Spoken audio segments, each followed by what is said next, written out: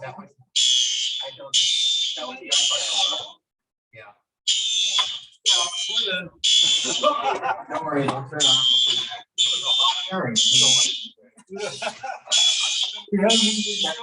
Rebecca? Alrighty, we'll get this underway. So the next hearing on the agenda is 2022-149, and it's Mr. Is it Staley? Staley, yes. And the Utah Tech University. And you've been here for the prior hearing, so we give each of you 20 minutes and then 5 minutes to some, and in between time we might ask for clarifying questions. So we will go with you and you can begin. Okay, I'd like to thank the commission for taking the time to hear this very special hearing. There are been a lot of questions about the survey, and when you guys basically pay for a survey, you should get the summary and the backup data to approve what the summary really says, and you should be able to have a peer review over that information. My contention is that then Dixie State University paid for a survey at a price of almost $100,000. The only thing they received from that is a summary with no backup data, claiming that they do not own or maintain the things that I asked for. So I'm here to show you that Dixie State University, now Utah Tech University, does own all of the information I'm asking for. They might not maintain it, but if they own it, then they can receive that information from whoever is maintaining it, and it is being maintained now by Cicero. When I read the analysis from the university, I says, what are they talking about? Maybe they don't know. I said, use the word in my notes. Apparently, they do not know what my grammar request for March 26 actually says, because I'm not asking for the things they said I'm asking for reasons of denial. And so I think it's important that you know, the committee knows exactly what I'm asking for from my summary. And so you should have a packet that I handed out, and the very front part of that packet, there is the first page is my grammar request, March 26th. Have you got that? This is a copy of the summary that I received. I mean, I didn't receive, I had this printed off. This is a summary that Cicero put out. And the information that's in here is very good. I'm not denying that. It's a good summary. It's a summary that talks about a lot of things, get a lot of information. And this is what I received. I had to go to an online thing, and this university did provide me with a place that I could go get this summary. And so I took this right off of that. If you look at the survey summary, it's basically divided into three things. It's divided into, and I'm going to start on, into focus groups, into in-depth interviews, participation summaries. That's what their research did. And so I want to talk a little bit about my grammar request. If you look, you've got this page here, and I've highlighted the things in yellow on your paper about what my request really does say. It asks for request all data, and then it says all pictures shown to the 8 focus groups, all questions asked to the 8 focus groups, all summaries asked for the 8 focus groups, and the answers to those questions. In this summary, it has that. Here are summaries in the first here. So Cicero has already done that for part of the data. And then all these summaries go through, and then in here, there are answers to questions. This gives a question that says current faculty member, prospective faculty, academic peer. So anyway, they've given me, they've in their own survey, they indicated what category they were. They weren't names or individuals, and I don't want names or individuals. I haven't asked for that any place. I've only asked for the pictures they showed them, because they showed them certain pictures that represented Dixie, and I'd like to know what those pictures were. They asked them questions. They answered those questions and then had a summary. That's all I want of the rest of the survey. If you look through here, this is the way they answered the survey questions. They showed these, numbers, and they showed the questions that they asked at the bottom. So anyway, that's what I want. If you look at this, this summary here, like I say, there's not information from all of the 8 focus groups. So I'd like to see all that information from the rest of the focus groups.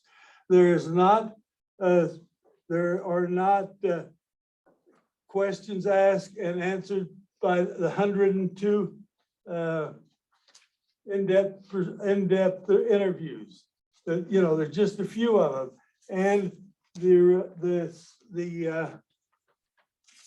summary, the survey is missing a lot of information, probably less than, I know that more than half of the questions were left out if you look at populations, and this is the way they did them. So I'd like to see this on all the rest of the questions, because they've got this data. And so that's all I'm asking for. So anyway, I've got here, and this was in your packet that I handed out a couple of weeks ago. And I'm not going to talk about the first one because this is an important one. On question 35 of the summary, and this is taken from the summary. It was photocopied from this summary. This was page 39, question 35. And it reads, if Dixie State University keeps the word Dixie in the name as it continues to grow, recruit students and outside of the region, completes Division I athletics and works to attract and retain top faculty and staff, what impact do you expect the Dixie name to have on the following factors of the future? And then it says brand recognition, and you were to mark strong negative impact, somewhat negative, no impact, somewhat positive, and somewhat positive impact. Now, all the questions weren't asked this way, just some of them, most of them were, and that's where they got the results from. So there's 12 different questions on there, and there are 14 different population groups. So, each one of these represent a population group. So on the first page, and you have it, out of 14 population groups recognize brand recognition, they used in the summary 14 of them.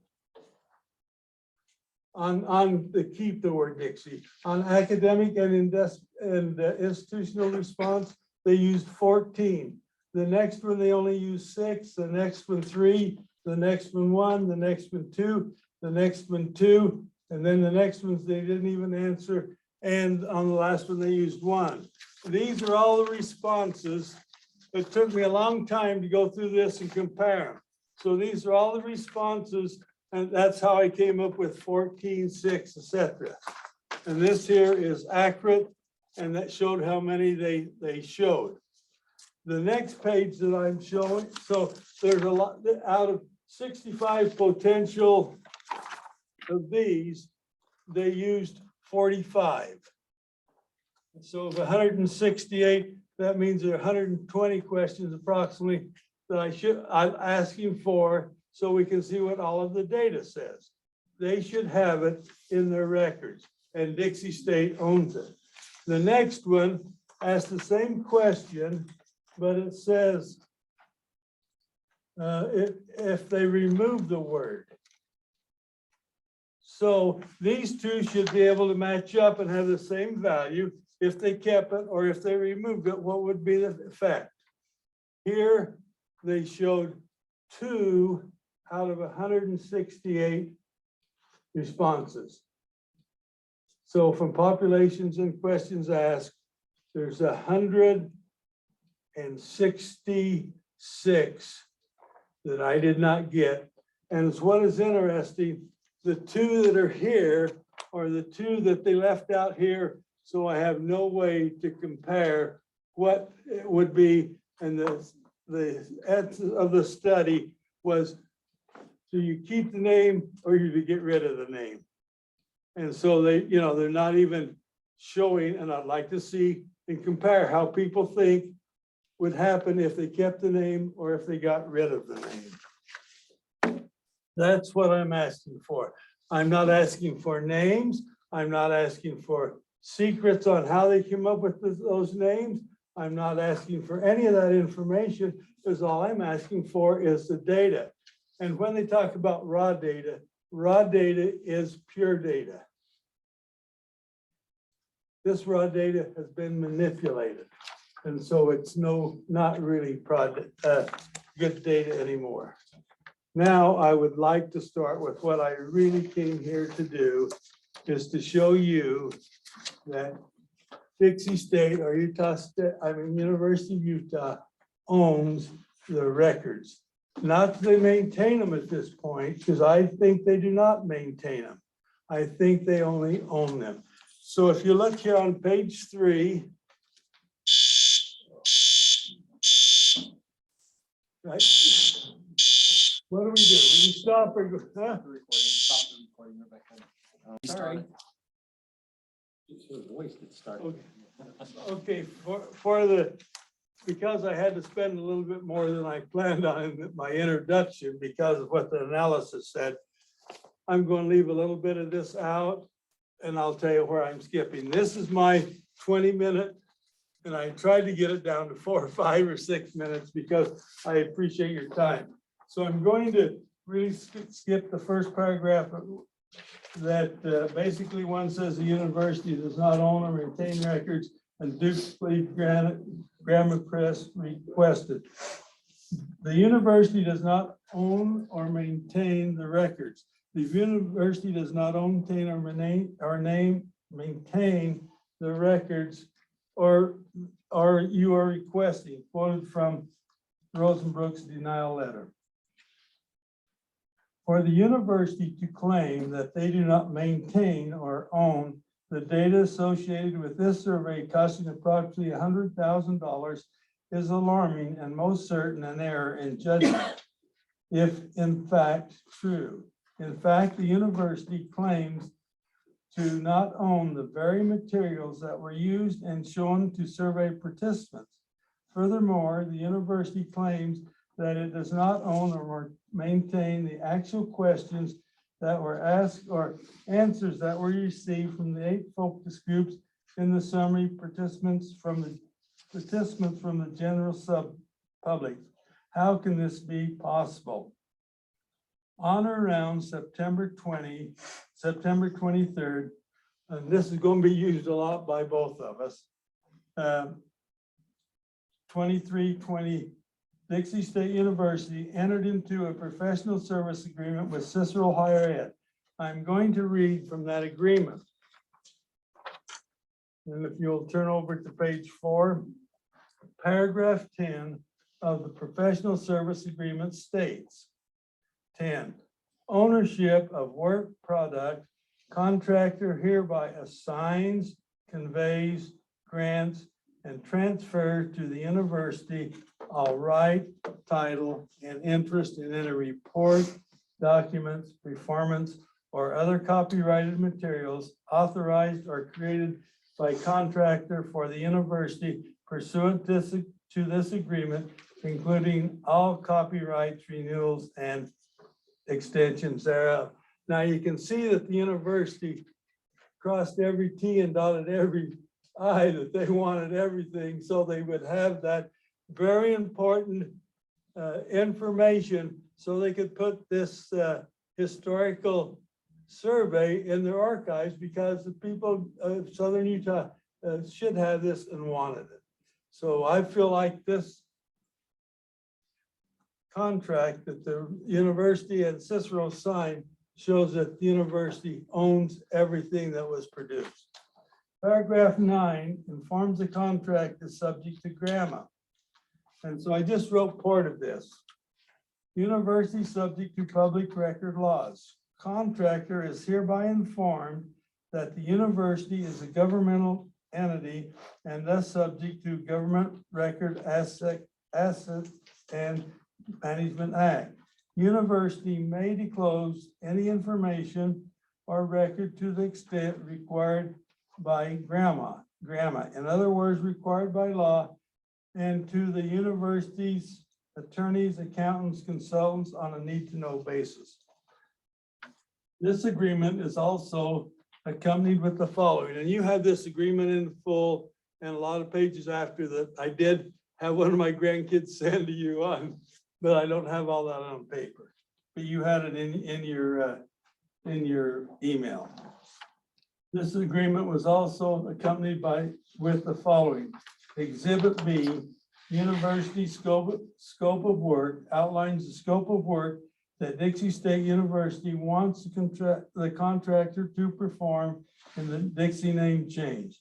Cicero's higher ed response to scope of work is a detailed scope of work that Cicero agrees to do for DSU.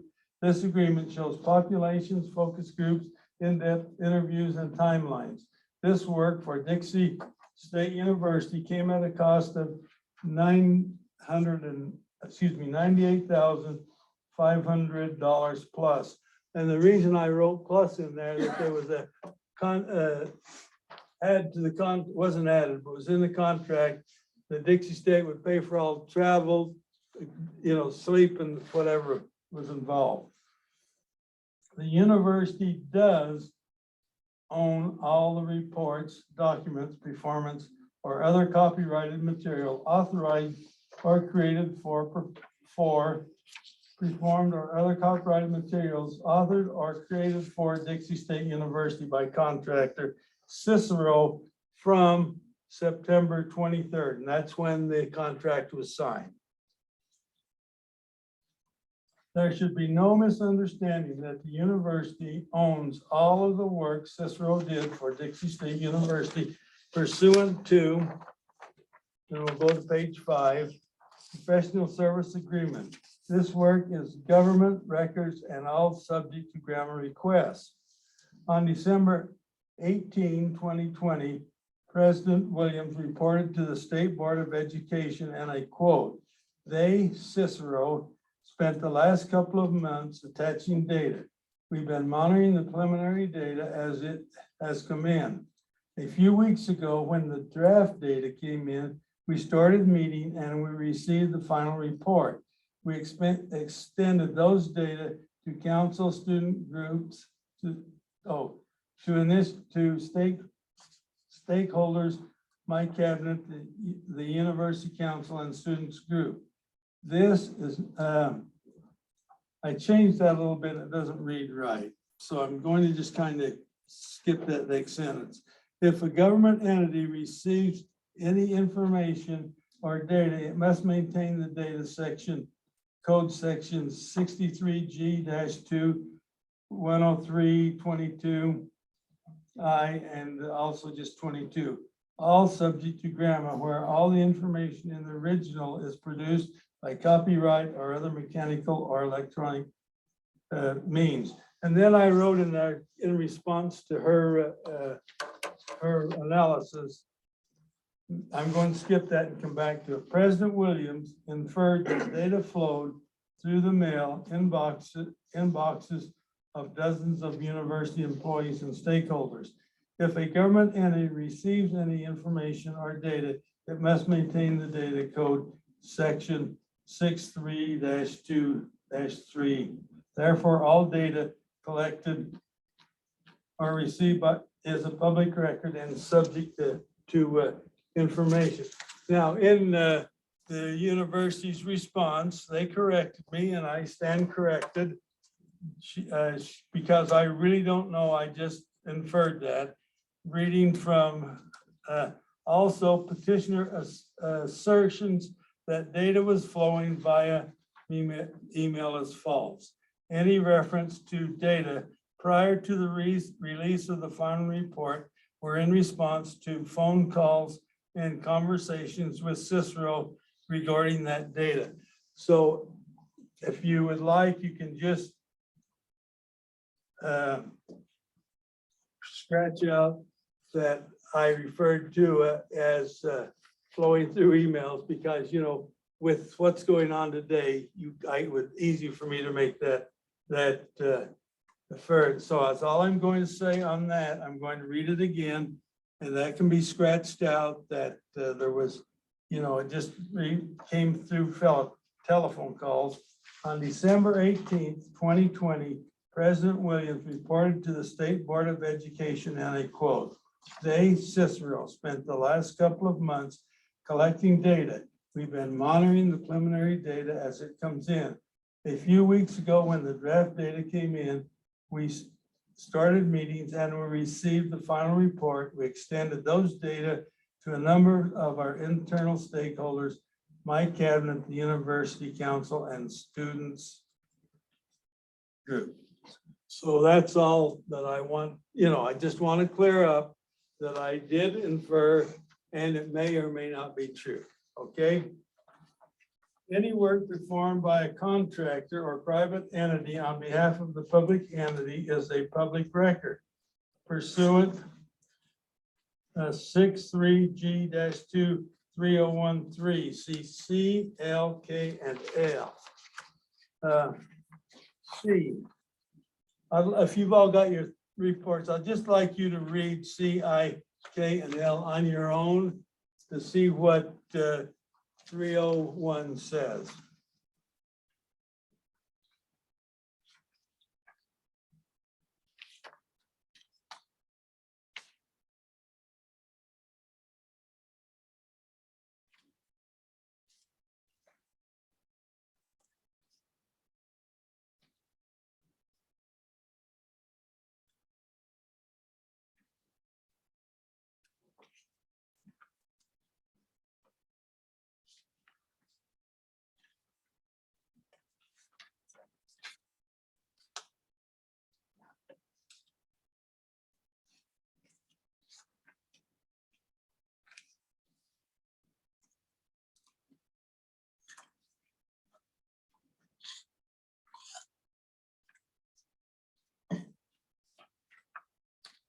You ready?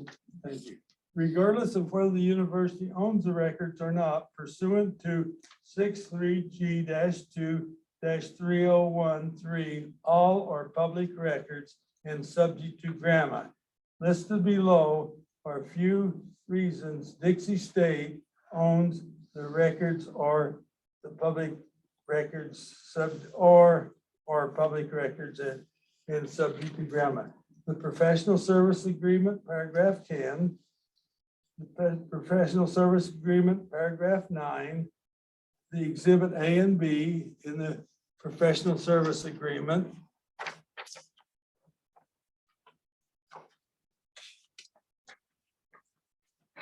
President Williams reported the university received preliminary data. And so I'd like you to realize what I just told you about that. Pursuant to code 63G-2-301 C, L, K, and L, all public records are subject to GRAMA. It is indisputable that the university owns all public records pertaining to the Dixie name change study. And then they said that there was I had duplicated grammar requests. And so I don't need to read any of that, but I'd like you to turn over to the top of page 8.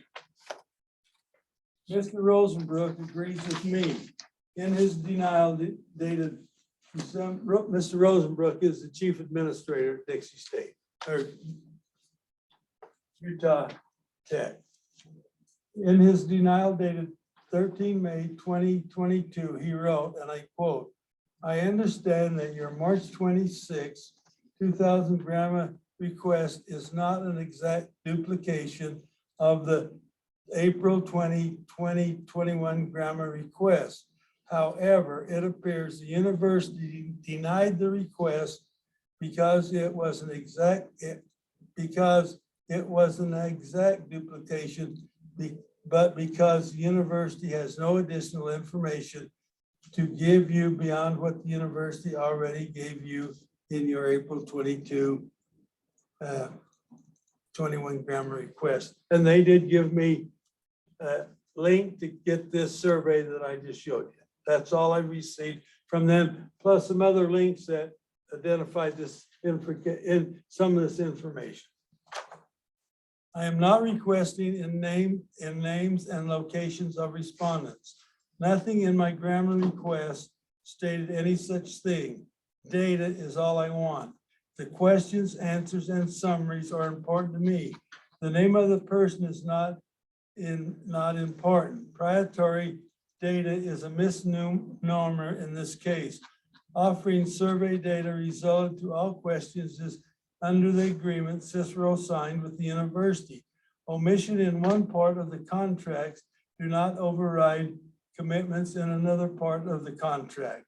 The plain meaning rule for contracts under the law states that they must be simple and transparent. Omission one place that contradicts another place in the contracts are illegal and unenforceable. An example, Cicero claims under the contract Dixie State University does not own raw data when the contract states they own all the work. Since the university is a product of the state by default becomes an enforcer of the contract for the people of the state who are not an outside party. UTU and Cicero infer that we or the public are not entitled to interpret the contract. We, the public, are party to. That's my opening 20 minutes. Have you got any questions? Thank you. Any questions from the committee? Thank you. We will now go to the respondent. Well, I want to thank you guys for taking your time to hear this important matter today. My name is Natalie Nelson, and I'm an assistant attorney general, and I'm assigned to represent Utah Tech. So I'm here talking about Utah Tech here today for this hearing. I'm just going to briefly go over some of the most important issues in play in this appeal. And I'm going to try to just stick to the statutes and possibly the contract if I need to.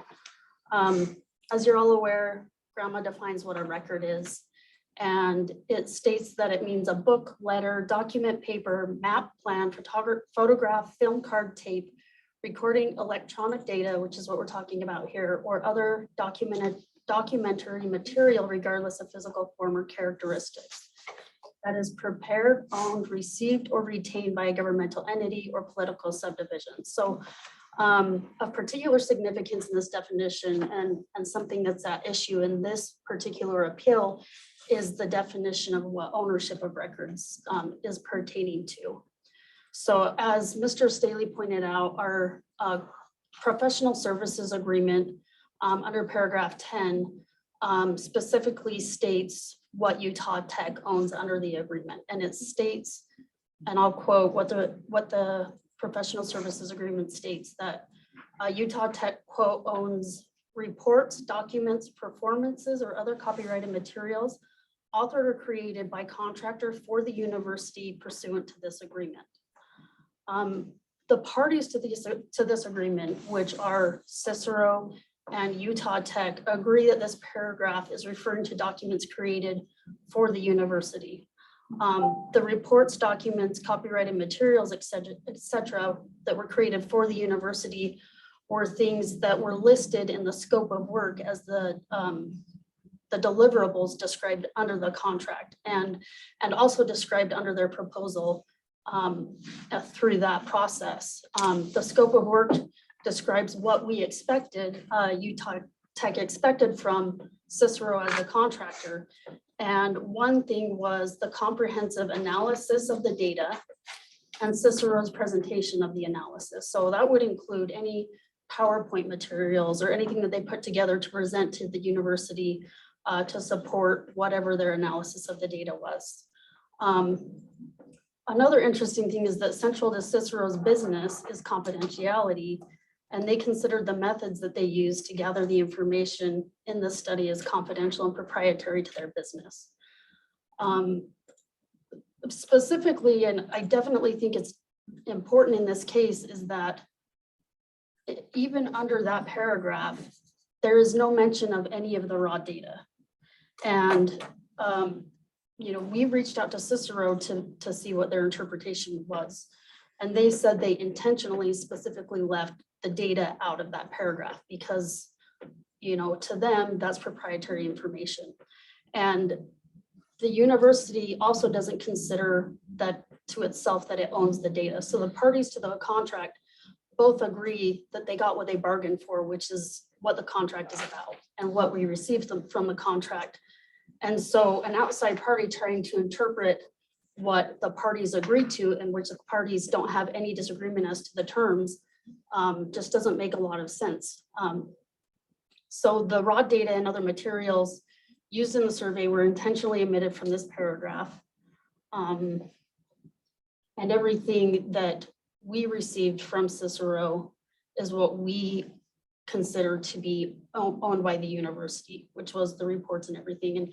And along those lines, when we put out an RFP and got the request for proposals, we didn't put it out to request a data gathering company. Like, we didn't create a survey and request a contractor to come in and just gather the data for us and then send us all of the data. We requested a company to come in that had expertise in education, branding, and marketing to come in and do a very large scale study and to give us the results of that study. So Mr. Staley refers to the summary data and says that, we couldn't have paid $100,000 if that's all we got out of it. But it's not just a summary. Sure, it does summarize the data, but it has to. There were thousands and thousands of answers, so it has to be summarized in some form or another, or it's meaningless.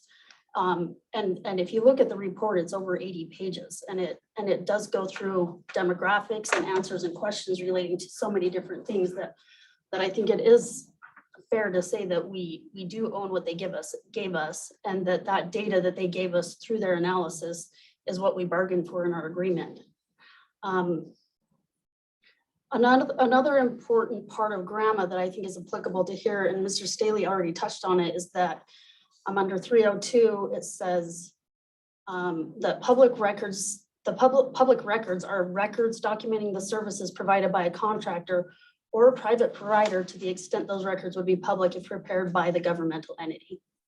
And so I think that in this case is very important. The records documenting the services that Cicero provided are all of the documents that are related to it. So any communications that Utah Tech had with Cicero regarding this study, the RFPs that we put out, the scope of work, all of the proposals that we received from other contractors, including Cicero, any professional service agreements that we entered into, records of discussions regarding the study throughout the study, any of their final reports, and any materials they used to deliver the reports, including PowerPoint material.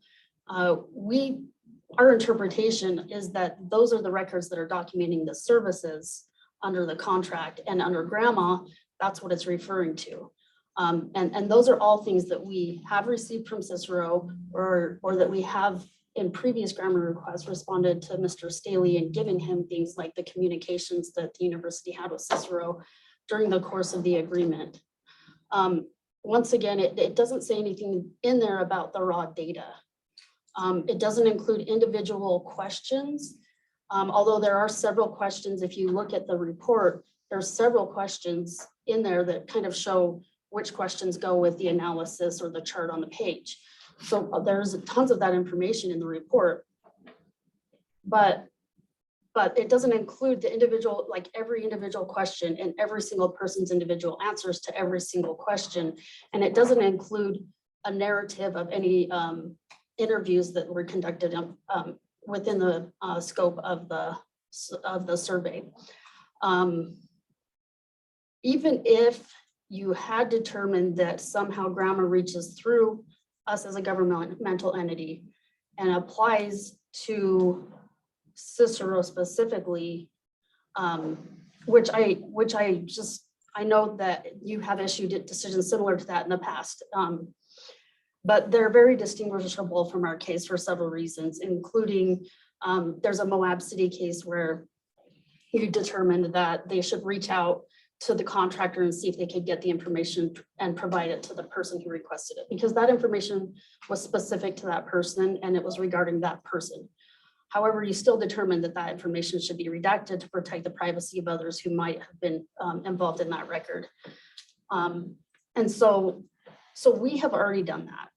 We have already reached out to the contractor and asked them if they'd be willing to provide it. And they consider that data to be owned by them and their methodology to be proprietary to their business. And we feel like we've got the benefit of our bargain under the contract. They've been open with us. There's been open communication.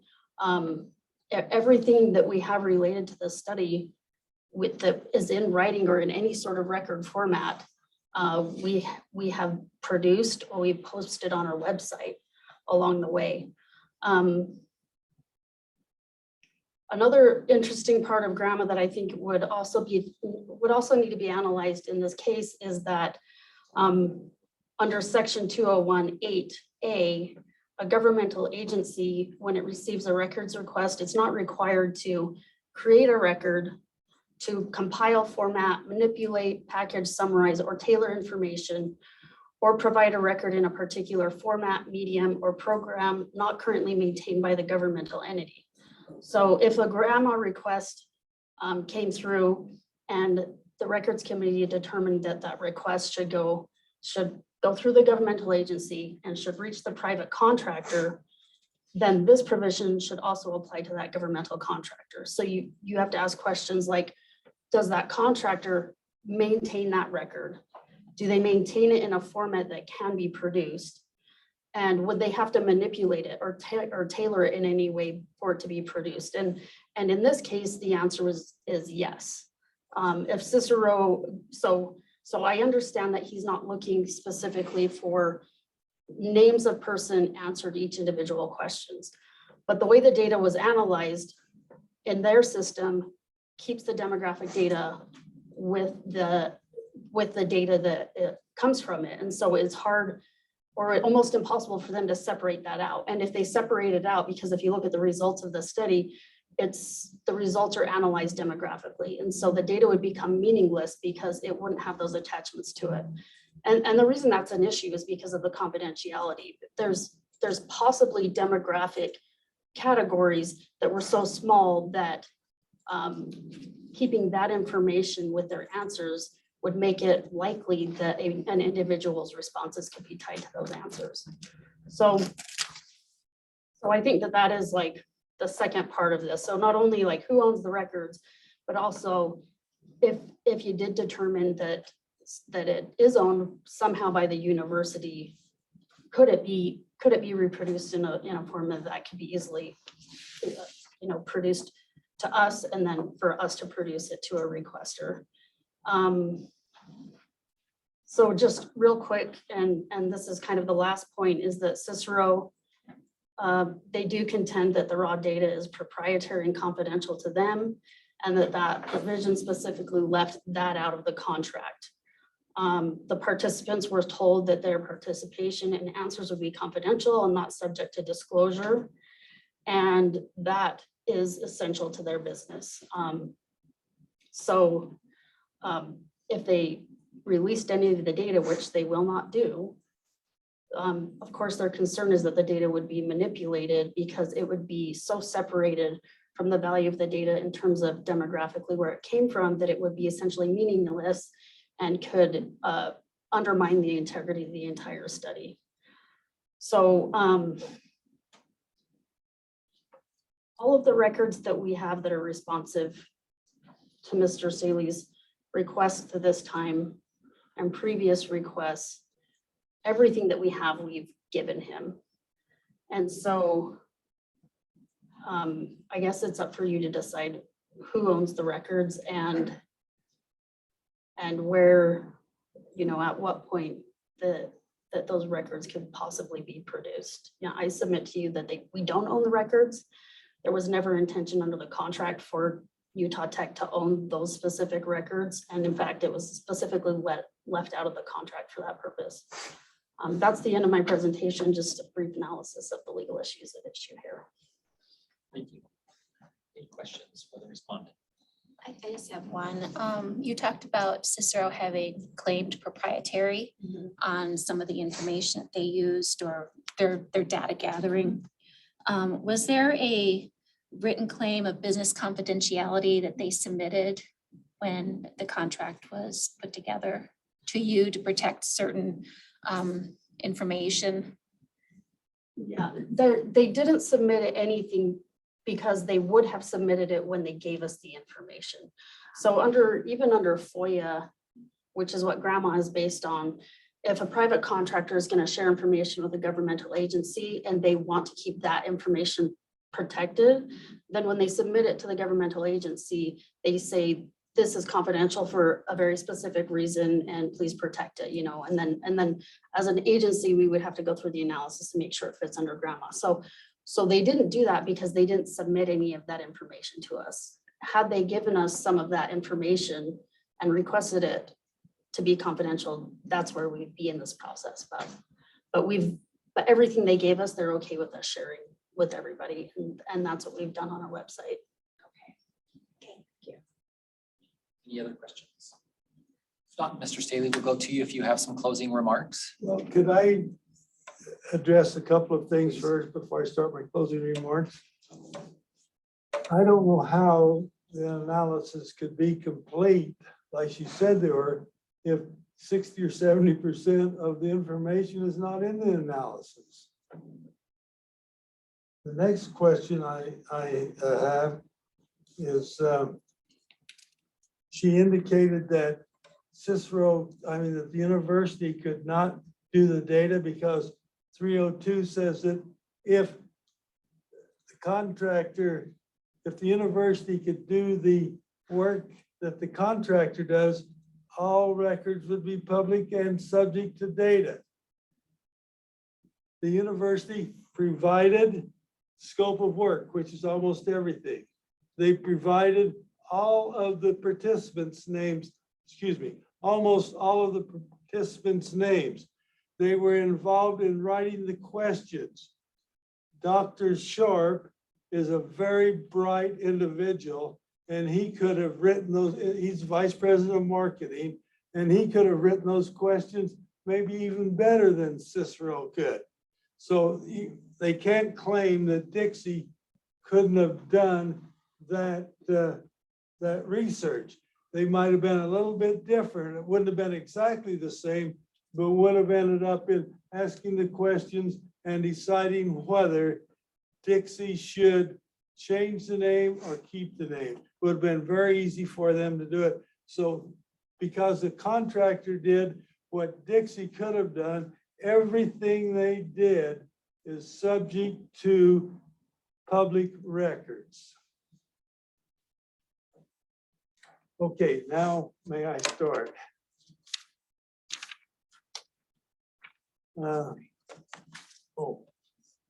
Page 9.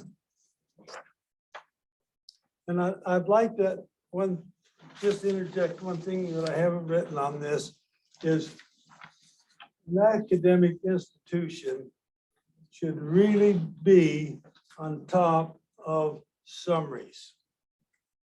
If I would have been in the institution and a student of mine would have presented what Cicero did, I would have given an F. If they did not require any of the backup data, they didn't get it. If they did not let me have a peer review of it, because there's no way you could have a peer review with what they did, the data was, I mean, the summary was completed December 13th. By December 14th at 1:30, the cabinet had voted to accept all the data. The 50 council members accepted to vote all the data, and then they gave it to the Board of Trustees at Dixie College. Within 24, 48 hours most to go over all this data and make such a important decision, a historical decision, and not have a peer review on it? Okay, Dixie State University has shown a lack of transparency and cooperation regarding my grammar request and is under penalty of law. I have constantly followed the appropriate procedures during this grueling and delaying process. I only wish to have access to the records. The question here is not, does Dixie State University have the data, but do they own it? It is most important that Dixie State owns and maintains this historical information and maintains it in their special collection archives on campus and online. This is a historical study and must be maintained by UT so the public will always have this information. Within 3 years, Cicero can and will destroy all the data if UT does not ask for and get this historical information. In the future, students might ask or want to do research on why was Dixie dropped from the university's name. They want all of the data so the research would be accurate. Another very important reason I am so persistent in obtaining the survey data is that hundreds, if not thousands of others, and I simply want to know through the data we can see with our own eyes if Cicero's final opinion summary accurately reflected this community's response. As stated on the state notice of appeals form, the State Record Committee will determine whether records are properly restricted or if interest favoring access is greater than or equal to the interest favoring restriction. The State Records Committee has the power to determine if the university owns the records and requires the university provide me with the information asked for in my grammar request dated March 26, 2022. Relief requested. I am respectfully requesting that, excuse me, I'm getting old, $1.50 pair of glasses. The State Record Committee required that the university deliver, excuse me, this is what I'm requesting. The State Record Committee requires that the university deliver all records requested by me in my March 26, 2022 grammar request. Requires Cicero to send all relevant data associated with the Dixie name change survey to the university so that may maintain and control appropriately. The public is entitled to see the complete data, not just the final opinion summary report generated by a third party. The State Records Committee determined that the university is required to maintain and control the data. I will pay for and deliver a flash drive or other similar storage devices to facilitate this process. I will be happy to work with anyone to do so efficiently. I would like to thank the committee for this very important service. Thank you. Thank you, Mr. David. We'll go back to the respondent.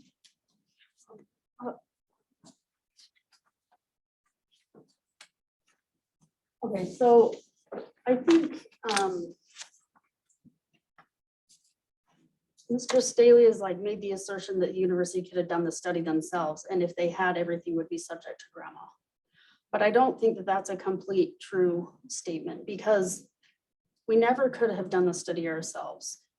Imagine the accusations of bias if we conducted our own study to determine whether or not Dixie should be removed from the name of the university.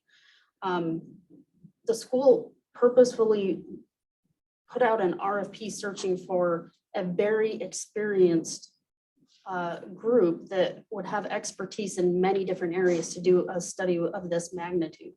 The school never could have done that on their own. Sure, Mr. Sharp, Dr. Sharp could have gone through and drafted some questions. And those questions would probably be subject to grandma. But even in that instance, the individual data associated with individual answers to those would still be kept private under the classification of records under grandma.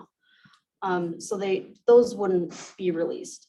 And the reason that's an important distinction is because the function of the outside contractor, which is a business, has an interest in protecting their business practices. As a university creating a survey, that's not the function of the university. We don't have an interest in protecting how we're conducting a survey or our methodology of conducting a survey, because that's not what our mission is. Our mission is to run a good educational program. And so I think that's a big distinction, because as a company, they have an interest in protecting their own proprietary information, where the university wouldn't have that same interest if it had done its own study. Not only, and also it wouldn't have had any weight coming from the university. I think, well, I think that's all I'm going to say about that. If you guys have any other questions, I can go into more details about any of that, but I'll leave it there. Questions from the committee? I just want to clarify one more time. You did ask them for the raw data, and they have said that, no, that wasn't part of the contract. By raw data, is that referring to their methodologies? It was both. So Mr. Staley has also said that we helped draft the questions and send pictures that they used in their survey, but that we didn't. They did it all on their own. That was part of their own methodology. They found their own pictures. They wrote their own questions. They consider that proprietary to their business. Did the university review those questions before did the survey, or do you know? If they did, we have no records of it, so it would have been a phone call or something similar to that. But to my knowledge, everything that we actually have has been given. That's in writing. That's a record. Questions or the pictures, you guys never, you're We saying don't that you have never them. saw that. No, I mean, I have seen some of them because some people have screenshotted them when they took the survey. And there's pictures in the report. If you look through the Cicero report and their final report, there's pictures and stuff in there. But we never got a copy of every single question that they used for the entire survey or any of the demographically related data besides the analysis. But yeah, just a minute. But when we're saying raw data, typically in the field, that's just the coded numbers, 1, 2, 5, 6. They're answers to the questions that are coded into a data set that you can, with their demographic, that you can analyze. And that's why he wants it. He wants to reanalyze and get the results of the other questions that don't show up in the summary report. And I do have to say that in the scientific world, the academic world, you make your data available. But in the business world, you don't, because it is proprietary. And so I'm not surprised at all that the contract does not mention the raw data, because that's, and I would agree too with the assertion that you made that some of these cells are very small. So they got 3 people from this category and 4 people from this category. And if you have the demographic data and you know what cell they're in, you can identify that person. I was the only female faculty member on the sociology department for 20 years. Do you think I ever answered any of the surveys they sent out? Because they knew exactly who I was, right? May I address some things? I never did indicate that the university sent the pictures. They did not. I've never said that. Now, you have emails in your packet under the professional records that I sent. If you keep going through the 120 pages, you will see where Cicero told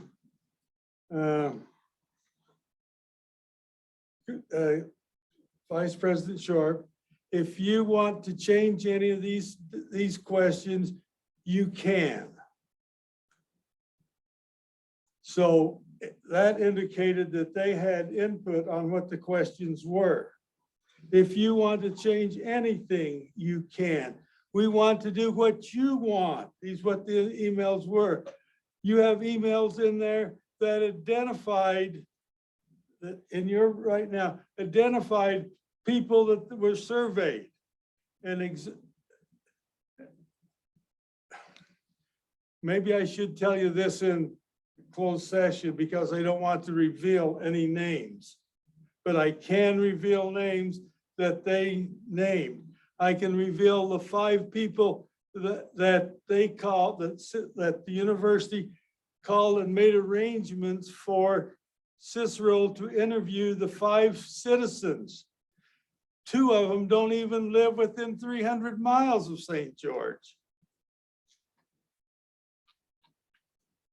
And the position that they're in.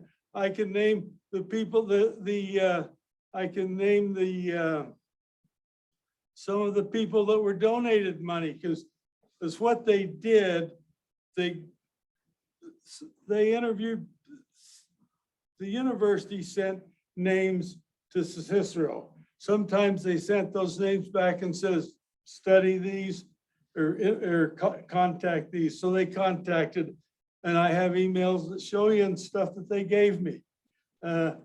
Other times they didn't give the names to Cicero. They just called and gave Cicero the name that they wanted him to interview. You know, so they've already identified people. I don't want to identify people, but they already have. Thank you for that clarification. Thank both of you. Are there any further questions for the parties? If not, we'll move to the deliberation.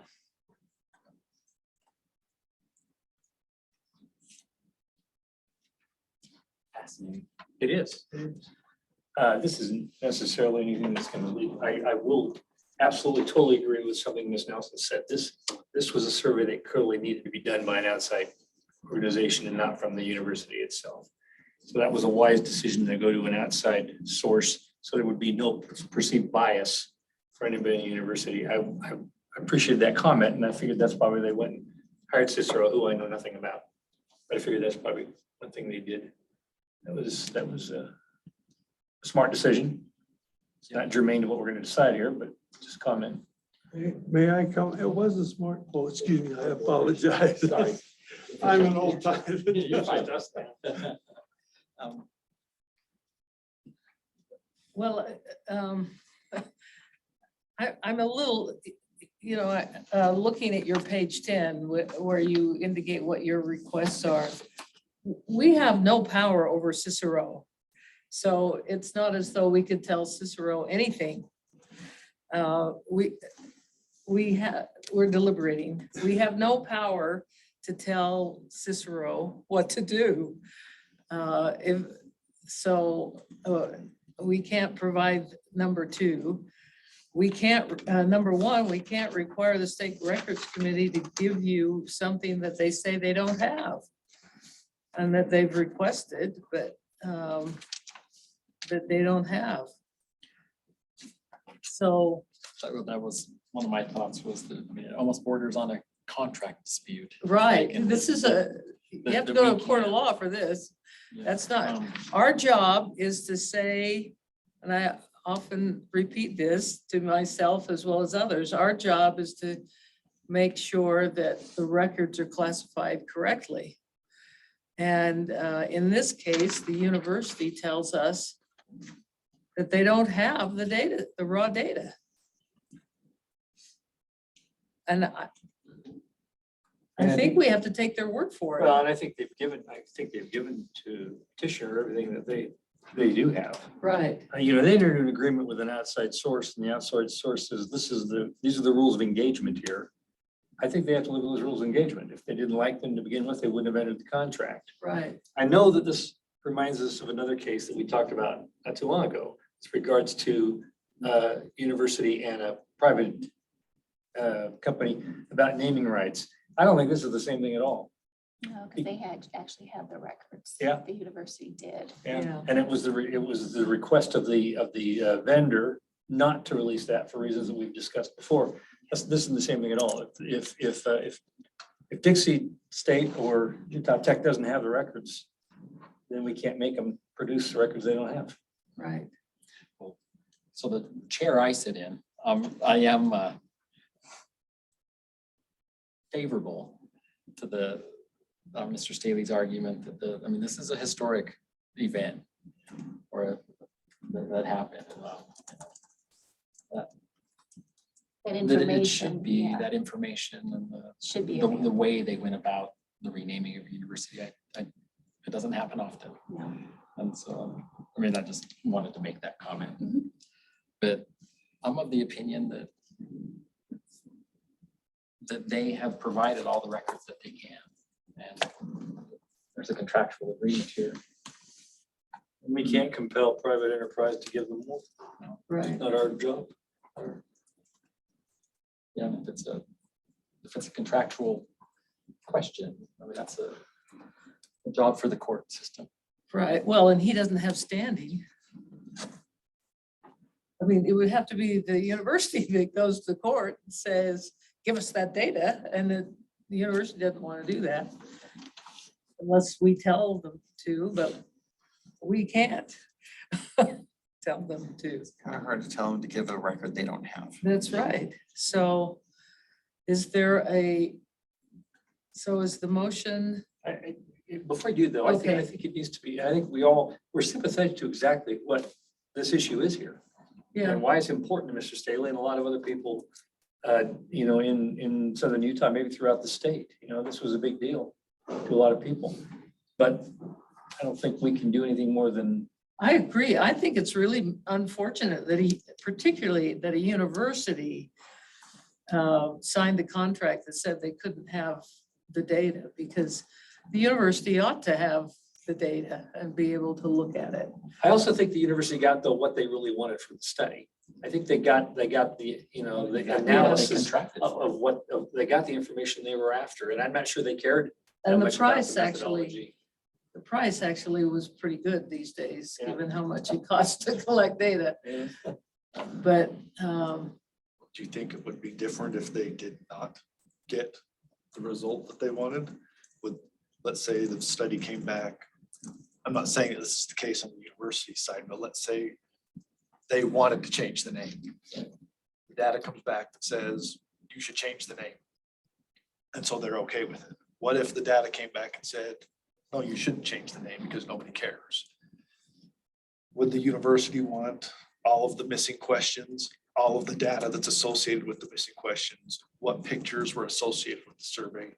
Because personally, that's where I'm most sympathetic to what Mr. Staley is saying, is I think we should know what pictures were sent out with the survey. Because what if, do you want to change the name Dixie and here's a racist picture? And then that automatically invokes feelings of, well, yes, I think we should change. exactly, Change but the this isn't our job. This is the Yeah. venue where you would decide To that. answer your question, though, if the result becomes, first of all, there's the preconceived notion that they decided they wanted to change the name. Maybe they went in there completely neutral and said, should we or shouldn't we? Let's see what the survey says. I don't know whether they were leaning towards changing it or not. Sure. We're all assuming they were leaning towards changing because what we'd heard. But that being said, if they got the results back that weren't what they thought, if it didn't confirm what they thought, I don't think with that contract obligation, they could still go get the raw data. This is what they agreed to. These are the rules of engagement. This is the way we're going to play. And whatever happens, happens. So let's take some of the raw data component out of it. Is the missing questions that he's asking for and the pictures that were part of the survey, is that raw data? No, but the Well- contract says that it's proprietary. That the questions are proprietary? Yeah, the whole thing. I mean, I'd love to tell them, yeah, give it to them, but they don't have it. Because they signed a contract that said, we don't care about that, didn't they? Where does it say that? I don't know that they said they don't care. I think they just said, again, I'm hiring you to do this job. I will do the job. These are the rules under which I will do the job. Do you want me to do the job? And they said, yes, do the job. Yeah, Paid them the money, got the Paid them the report, money, got the results. and provided the petitioner Yeah. all of their results. Yeah, I have to be assertive here because you misunderstand what I came for. I came for here, does Dixie State University own the records? It doesn't matter if they maintain them or not, because if they own them, then they go get them. And I've proved that they own those records. Undeniable that they own them, not only by the agreement, but by sections. And that's all I want to know. And that's, maybe I misinterpreted what I'm fulfilling and want, is I want to know, does Dixie State own those records? And then if they do, Dixie State's got to go get them for me. that's not, I don't think that's our job. And that's. It is your job to say No, if it's they own not. them or not, to determine whether they own them. Well, based on the contract, they don't. The reality is, it depends on what you mean by all the records. If you're including the raw data into this, then the answer is no. They don't, because they didn't get the raw data, and that was part of their agreement, that they weren't gonna get the raw data. So that gets you back to it's a contract dispute. Yeah, And that's not our role. that's to not our role as a settle- contract dispute. To settle that. So I mean, that's just our limited role here. We're not dealing with in that kind of a enterprise here. Unless you guys think we are, but I have no history. in Would, eight years of thinking would we our are. attorney tell us that we're interpreting this wrong? Well, it's up to your interpretation, but I mean, the one central thing you kind of go back to is you have authority over governmental entities. District courts have plenary authority. And they would have a greater ability to do things than what we have. We do not have an ability to tell a governmental entity to produce something they don't have. Right. And that's pretty much all that we So- have here at this stage. So your recourse will be go to the third district court. I know that. May I speak openly for a few minutes? That's up to him. We don't have time and we're Give- gonna move on to the give me- next hearing. Give me 1 minute. We're out of time. I think the point though is to be made here is that petitioner's asking the respondent for records and the respondent doesn't have the records. I think we've established the fact, whether they should or shouldn't have them, they don't have them. I agree. And they don't have them because of the contract obligation they made to Cicero. So again, we can't order somebody to have a record that they don't have. We can. We can't enter into a contract dispute.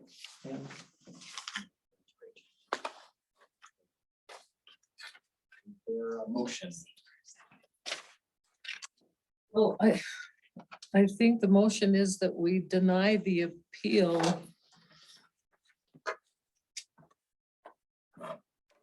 It's that we believe the university has provided all the records they have access to.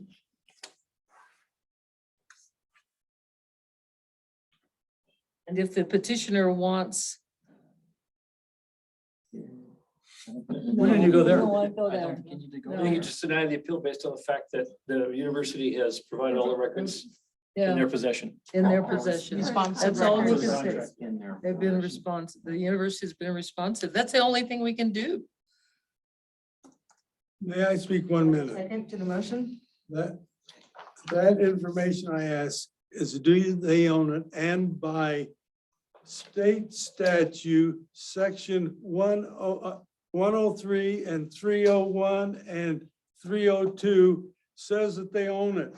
Now you got to make a decision on whether those sections are right or not. Because It doesn't matter if they maintain it. I want to know if they own it, so they have to go get it, not me.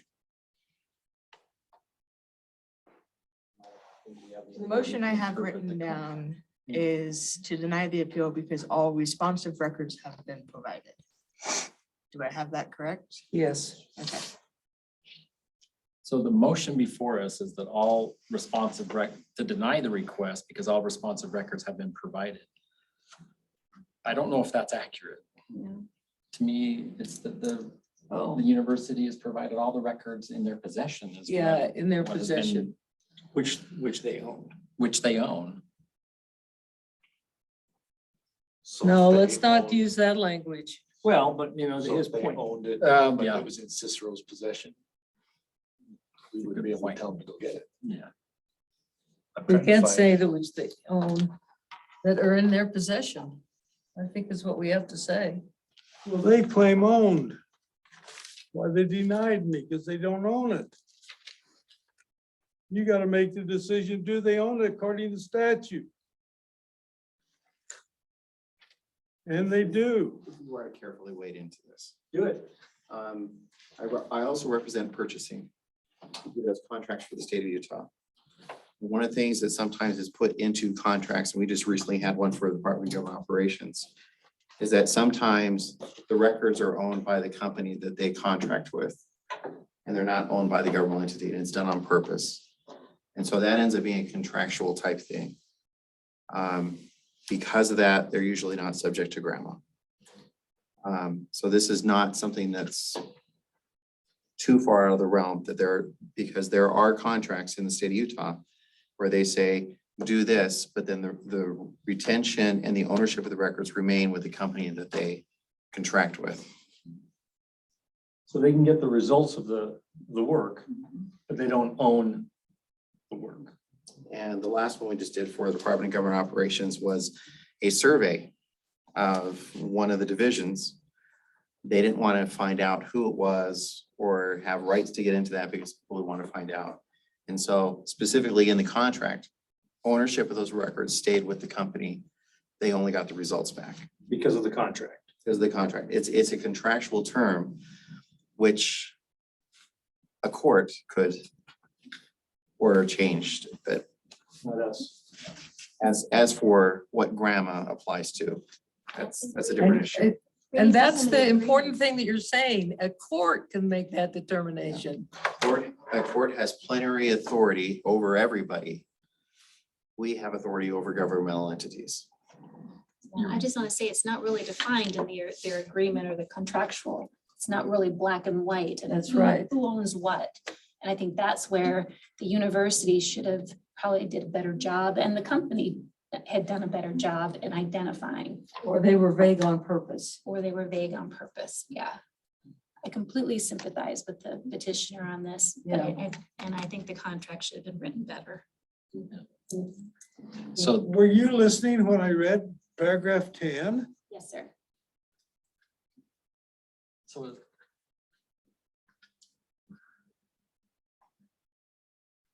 You know, So I just think that the motion should be that they've provided all the records that they have, like that they're in.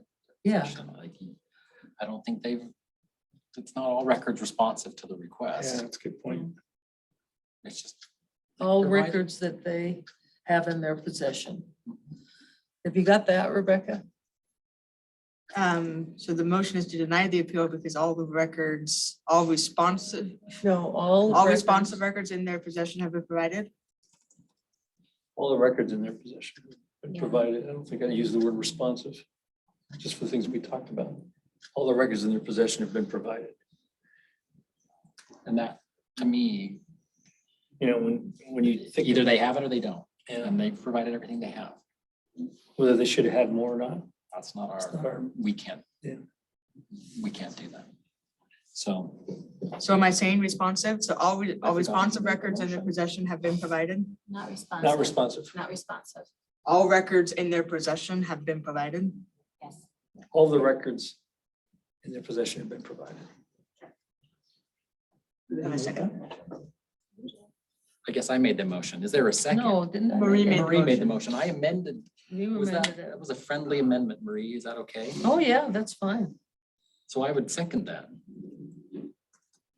Okay, So. are we in trouble? What's this? I'm not No. sure. It's part of our regular security. Okay, so we have a motion by Marie and a second by myself. You'll take a roll call vote. Nova?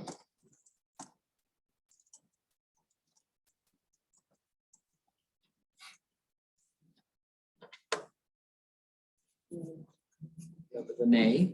Tom? Aye. Marie? Aye. Ed? Oh, I don't like it either, but I'm an I. And I'm an I. So do we have one Just nay? one name. So the motion carries 4-1. So for the parties, make sure everyone understands that an order will be reviewed and signed by the chair and then distributed by the executive secretary to all the parties within 7 business days. And either party may appeal to district court within 30 days of the date on the order. And I'd like to thank both parties for being so thorough. Thank you for your time and your patience. May I ask one interpretation of that? If we can show that Dixie State got records from Cicero, that they have to give them to us immediately without coming back here? That they did not, they have records that they in their possession that they didn't provide us? I think one of your options is you can be able to appeal the state records committee decision to a district court, and a judge can be able to look at that information and make those determinations. When it goes before a district court, they look at what our decision is, but it's called de novo, means it's brand new, and the district court judge can make the determination by themselves. And where's that going to be held? Probably, well, if you were to file the appeal, it would probably be the place where, probably Washington County, for example, why? But I'm not gonna tell you where. You might want to consult an attorney or someone. Okay, and what is the definition of Dixie State University?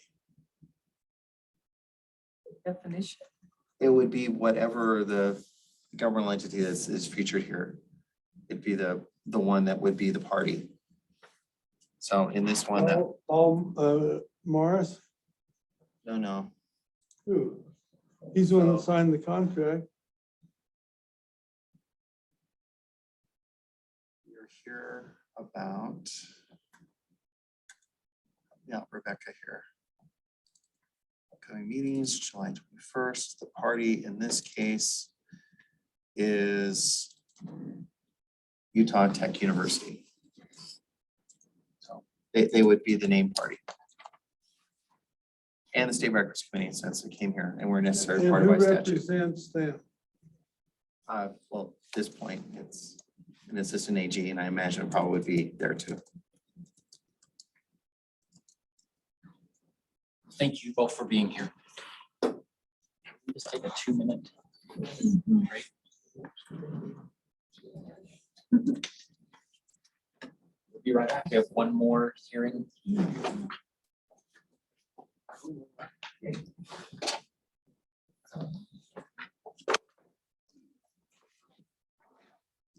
Thank you.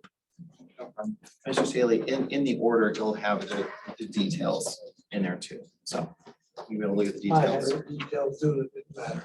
Well, the details for it, if you want to appeal, he'll say what is needed there.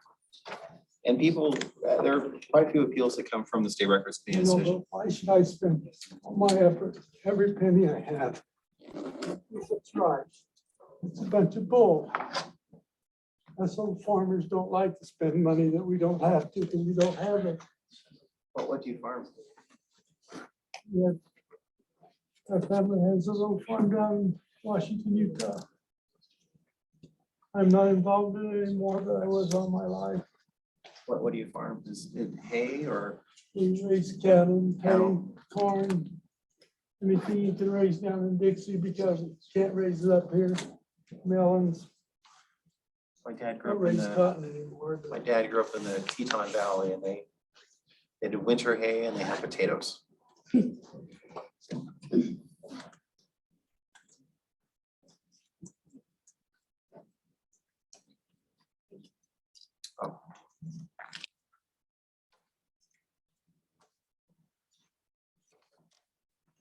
Thanks for your time and effort.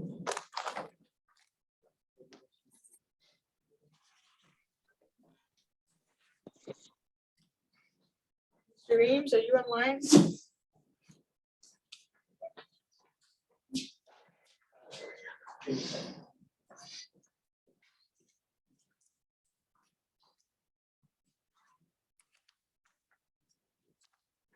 So if you add them Since we're here.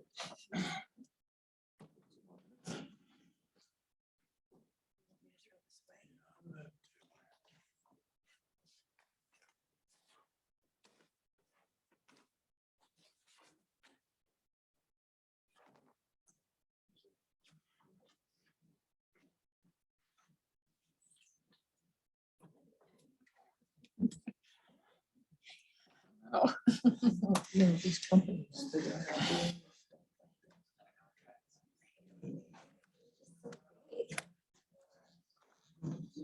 On purpose, I think. Yeah. Which grinds me as a scientist, you know. Because how can you know what's right if you don't have them?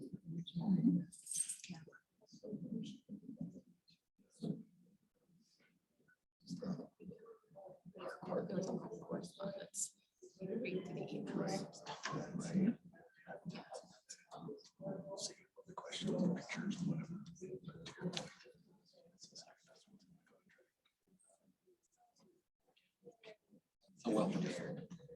He's gonna have to go to court. Thorough. And then I don't know whether the court could do anything. The legislature has to. But like Paul said, you know, they do this all the time. They make a decision Oh, not to try and. I figured And you'd be they're on all- top of all of They're all them. very People legit, won't see it. like right now.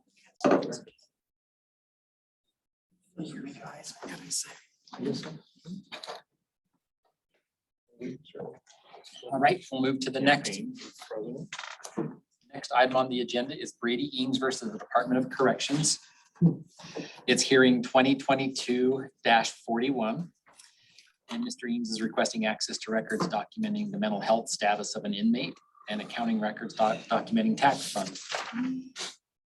So Mr. Eames has been before us before, and so has the respondent. And is Mr. Eames joining us, Rebecca? He is not. I've sent him an email. I haven't heard anything. So Mr. Eames is not here, but the committee has all of the materials they need to make a decision or to hear his part of the arguments. So we'll go to, is it Blaine Hansen from the Department of Corrections? Yes, that's correct. Okay, Mr. Hansen, we can hear you. Please go ahead.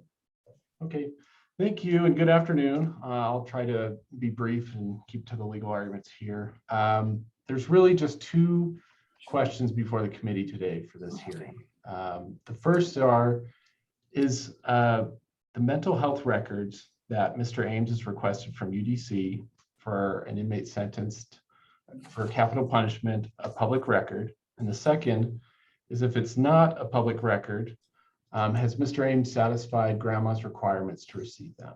It's UDC's position that Mr. Ames, that these records are private and controlled, and that Mr. Ames has not satisfied the requirements under grandma to be able to receive these records.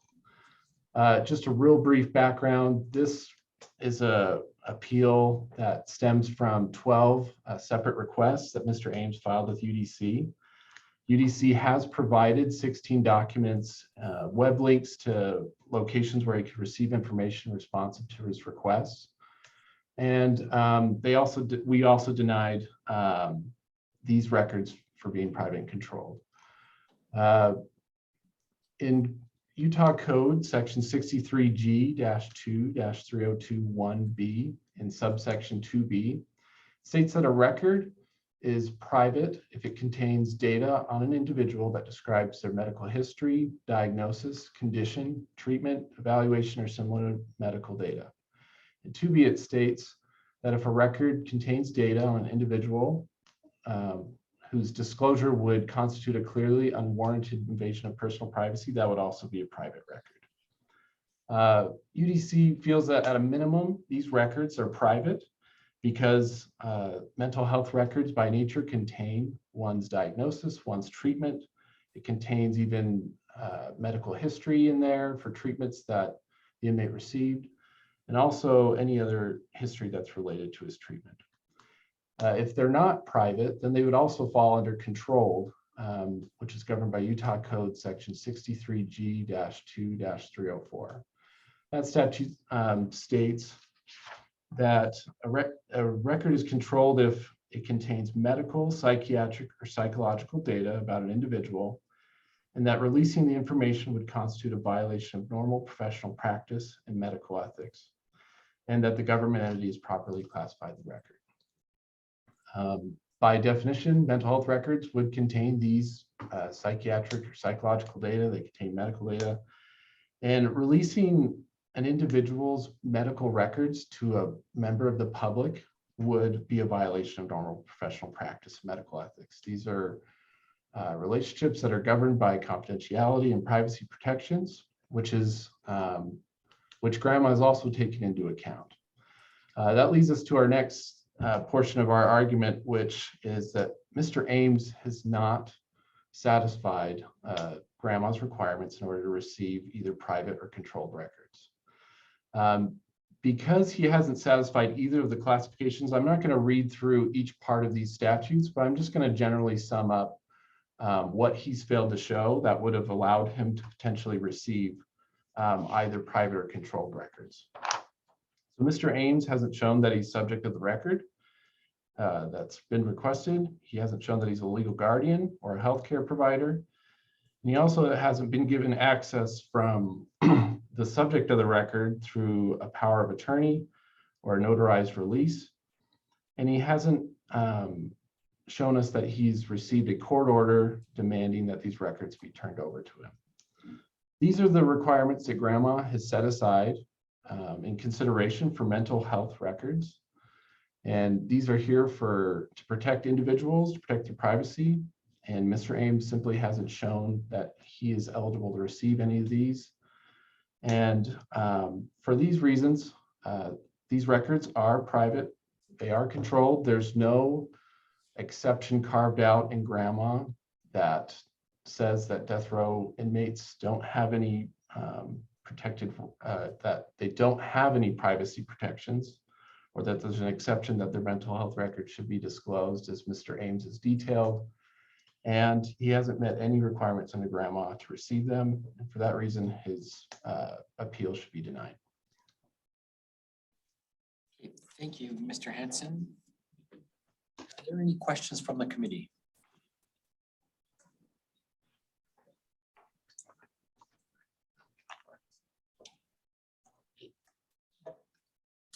So not hearing any. Have we heard back from Mr. Ames? Have you heard from him, Rebecca?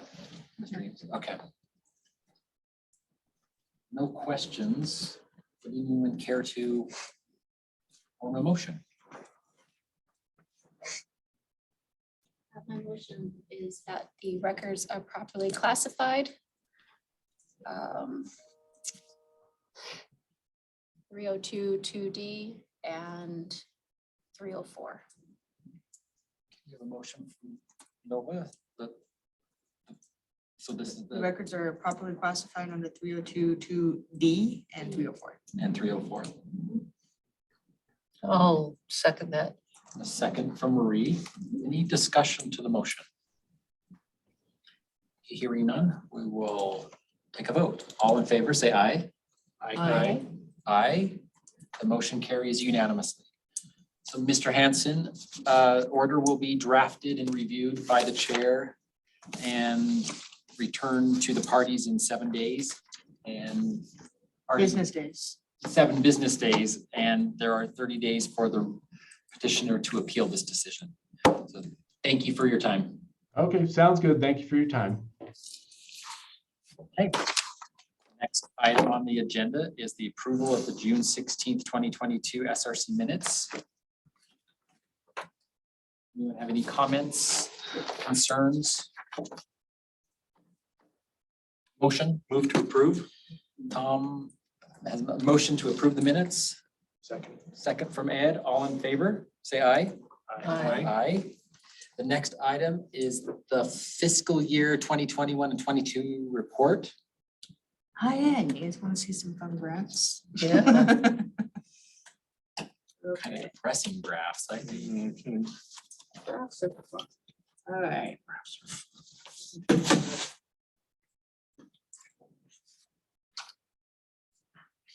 This is the graph showing like how many appeals do you have, right? Oh, yes, it is. Oh, no. Steal all my thunder, what I was gonna report on. Who's gonna take over all the cases, Paul? No idea. Okay, this is fiscal year 2021. So it goes from July 1st, 2020 to end of June 2021, because I hadn't done this one yet. So got a little bit about, hey, it was a pandemic and there was an earthquake. So we moved and went online. And we had, there's the committee from way back when, 2022, and a goodbye to David and Holly, who left in September 2020. And then for a couple of these, I have a 4-year review, and for others, it's just 3. So 2018. So fiscal year is going to look different, but we number things by calendar year, but this is a fiscal year report, right? Anyway, so 2018, there were 52 decisions and orders. 2019 fiscal year, 58. 2020, 55. Last year, 76. No, but what was your last year's secretary? 17, She was here. 18? Oh, 17, yeah, 17. yeah. It would be crazy enough to write 76 orders. Wow. So this is kind of the terms of how many were granted, partially granted, denied, and continued. The blue line is 2021. And I thought this wasn't quite, so this is just on the number of appeals, of orders, but since there were more, I thought maybe we should break it down by percentage. So there's 2018, the blue is denied, purple is partially granted, green is granted, and the red is continued. And you can see when the pandemic hits, because we had to continue a lot of appeals. But look at the denials. Look at the granted, 2020. Thank you. So you could, yeah, maybe entities are getting better at classifying the records, and so we usually uphold it. Maybe, I don't know. Interpret it how you will, right? Looks like the continued is a little larger, right? It Yeah. seemed like we Yeah, in continued a lot of 2020, cases during- as we were meeting electronically, if the committee was going to review anything in camera, it was continued, We right? always got continued, yeah. Yeah.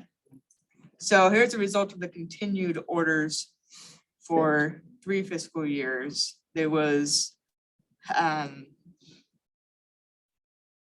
things that ended up being heard are purple. The reason why last fiscal years is so high is partly because of the pandemic, and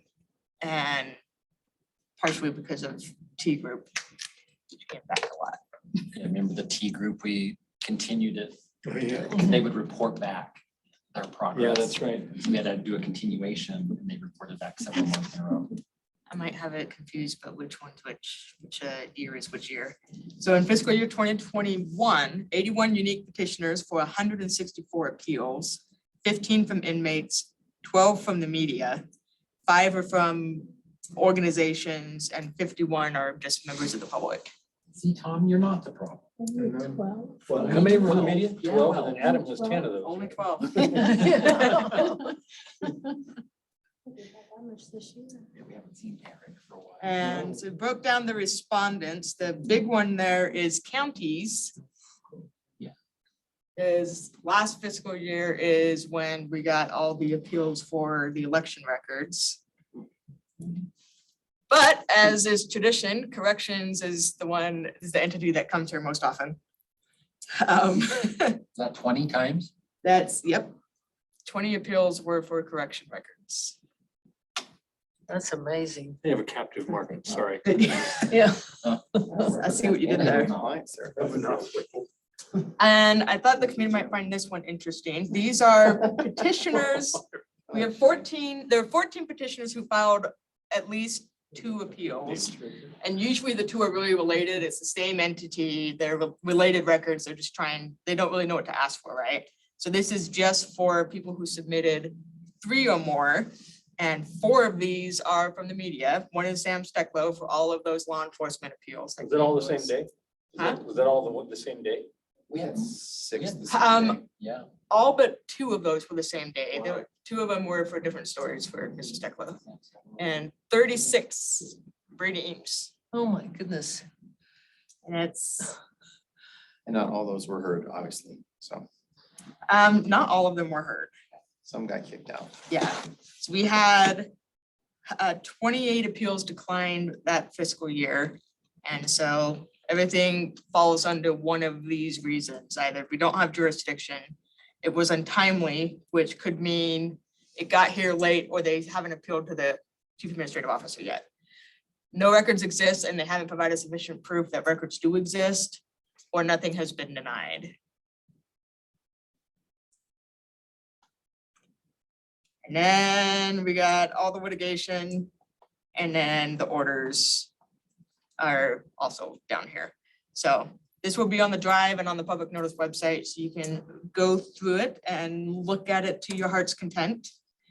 And this is the 2022, the fiscal year that just finished. We do have all of the raw data. And Good for you. Let's not get into that. so, and in 2021, the committee met, was it 3 extra times? And last fiscal year, there was only 1 extra meeting in June 2022. So, and part of that was because the committee didn't meet at all in March 2020 because of the pandemic, right? And so we were just trying to catch up. And so Trisha left in September 2021. Here's I have the committee of 7 people, which seems a rare photo. So Ed and Nova, you came on at the same time, right? Right around the same time, yeah. Yeah. that's- Yes, Ed, no. I had, Ed joined in October 2021 and Nova joined in 2022, January. Yeah. You look older than 10. What are you talking about? There are Nova doesn't 53 age. decisions and orders for last fiscal year. So again, the blue line is the most recent. Fewer continuances than the previous year. We started meeting in person again. And so generally, I don't know, in 2020, it was kind of half and half if a continuance came back and the committee heard it, or if it ended up being withdrawn. But this year and last year, it seems it usually comes back.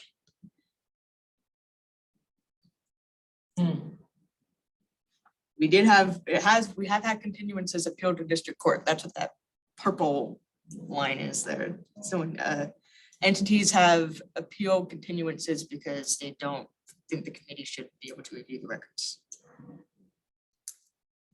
And here's our petitioners. This one has a county on here because Weber County is appealing a decision of the local appeals board, which we'll be hearing in a couple months. And so we had 95 unique petitioners, 240 appeals. So what? 75 were members of the public, 9 inmates, 16 from the media, and 3 organizations.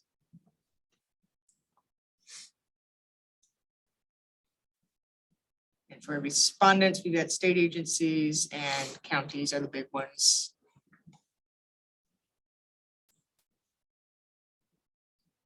And here are state entity respondents. It's a bit more varied. So on the far right is the Attorney General's office. The middle spike is corrections. And then the one on the left, 7, is public safety. No, that's all the police cases. There's Security some and- highway patrol, yeah, Yeah. yeah.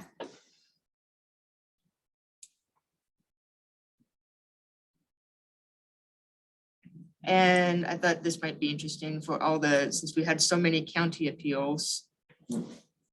Every single county has been represented in our appeals this last fiscal year. And so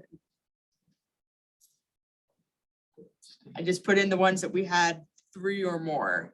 Miller County is the only one that had just 1 appeal. Everyone else had 2 or more. Only 3 people living in Miller County. So, you know. And petitioners with 3 or more appeals. Good old Jennifer, she puts Brady to shame. So she, That's an all-time record. that's the, Send one to every county. that's all the counties. A couple requests for all the counties because she had to ask for a couple different things to try to get what it was that she was looking for. 18 from Brady Eames, 11 Sophia Anderson, that's also the election records. Chad Lamborn, who we get appeals from pretty regularly, but they usually get mediated, and we've only had him here once recently. We had 9, which that was a bit high. Adam Herbets, we had 11 last fiscal that we received in this last fiscal year. So is the reason the county count is so high because of the voting? Yes. Yeah. And declined appeals, there were 30 that were declined, but 3 of them were reversed by the committee because there was, one of them it was because there was something that had been denied, something was redacted, and the petitioner was in the meeting and said that they wanted it unredacted. And I don't remember what the other 2 were, but 3 of the denials have been reversed because you can do that. If the committee can review the denials and decide if you want to hear it, and then we got it. So it was pretty evenly split on whether we had jurisdiction or not. We had a couple appeals for court records. And this one, usually appeals that come to me that are incomplete get completed. And 31% of them were never finished. And so they just kind of die in limbo. And the requester would have to start over if they want to come to the committee. 2 were denied. I always feel bad when I keep asking them to bring me something and then they don't get the hearing. And then appeals received by month. This last winter was very busy. I thought it was an interesting trend, but it's not, I don't know, it'll be good to do this for a couple more years when the pandemic doesn't skew the data so much. You can just see when the pandemic hit, and that's the red line, everything just dies.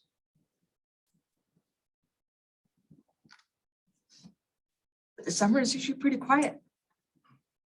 And we have litigation and all the case reports. So if there's any data that you think would be interesting to see that I could add, I can certainly provide that to the committee.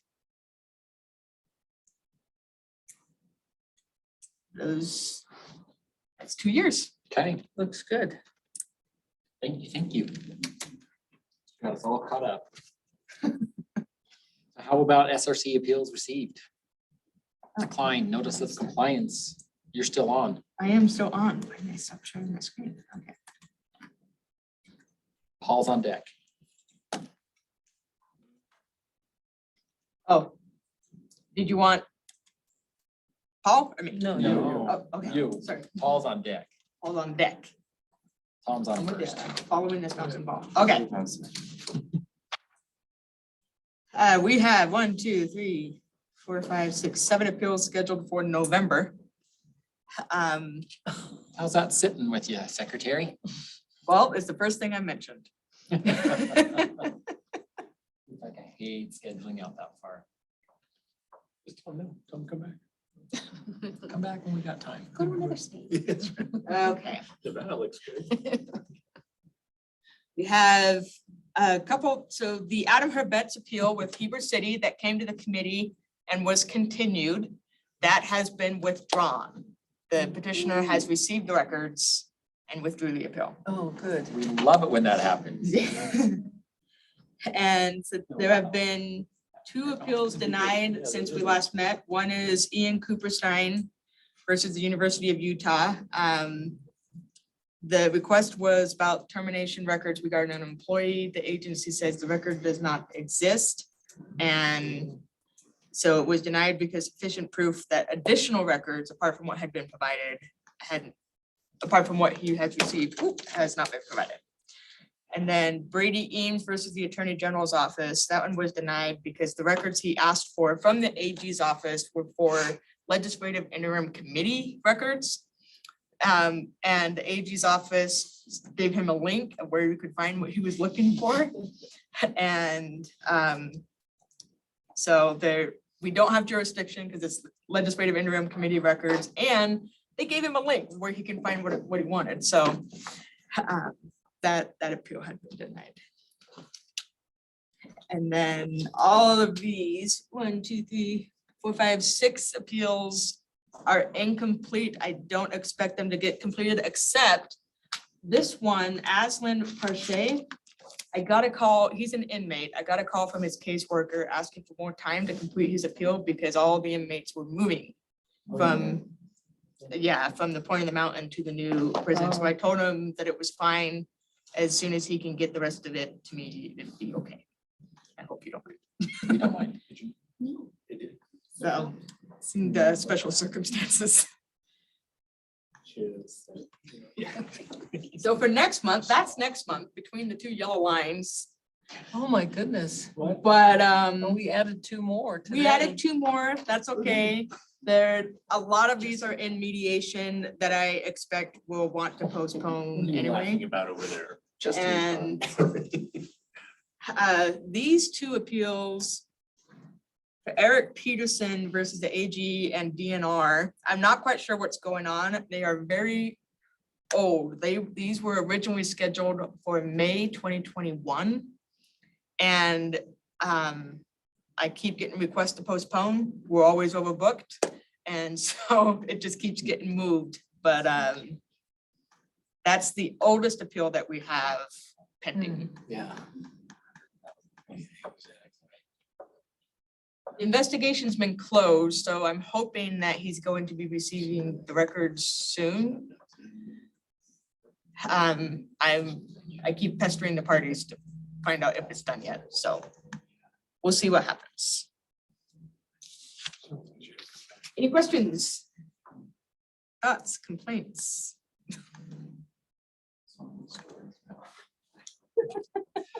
Thanks, Rebecca. Okay, Hey, Mr. Tonks, you're up. all right. All right, I asked Rebecca to go ahead and put up one because I'm having much fun going through my files and getting things copied over. And I thought, let me see, what is the oldest record I have from the State Records Committee? And this is what I found. This is actually Records Committee updates from June 2008. There are 5 cases on here that were in court. So since Tricia is here, she can remember probably each of these. Tolton was one of our favorites.